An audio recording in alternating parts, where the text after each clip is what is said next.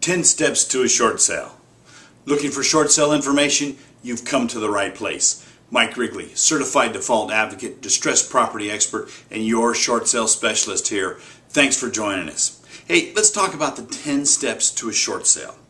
Before we can even start the process, the borrower must first acknowledge the fact that their property is upside down, and it may be years, if ever, before the property is worth what they owe. When this is the case, there are really only two options: foreclosure or short sale. Unless you never plan on moving, keeping an over-encumbered property just doesn't make sense. So what's step one? It all starts with the initial consultation. We sit down with you and discuss all your options and alternatives.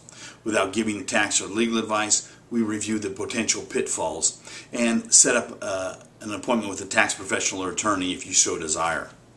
Step two, we collect your financial and documentation and complete the bank-specific short sale application. Each servicer is different, so it's important that we get them exactly what they need before they need it. Step three, we list your property as we would any other type of transaction, complete with our total marketing program, including virtual tour, toll-free 800 property information line, text writer with QR codes so potential buyers can scan the information directly to their smartphone, and always a full set of color flyers. Step four, accepting the offer. We want to accept the offer that has the best chance of getting not only approved but also closed escrows. In today's tight market, we find that buyers writing offers that have zero chance of getting appraised at that price. So the highest offer is not always the best offer. When we get a crazy offer like that, if we were to accept it, and when that happens, we basically have to renegotiate the short sale and terms, costing us some serious delays. Step five, with the right offer in hand and accepted by the buyer and seller, we submit your short sale package to your lender for review. Now, we like to submit what we refer to as the perfect short sale package, giving the servicer exactly what they want and what they need before they need it. Now, with the short sale package in the hand of the servicer will determine the value of the property. Most times they will either order a full appraisal or have what's called a broker price opinion, a BPO, completed.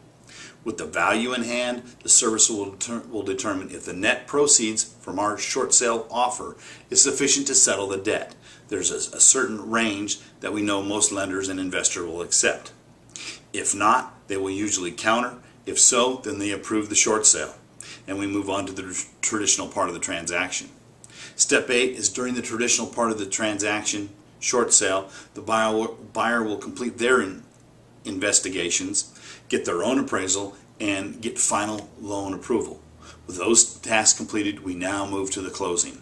Step 9 is at the closing, the buyer and the seller will each sign their escrow documents, the loan will fund, and in the following days, the title will transfer to the new owners.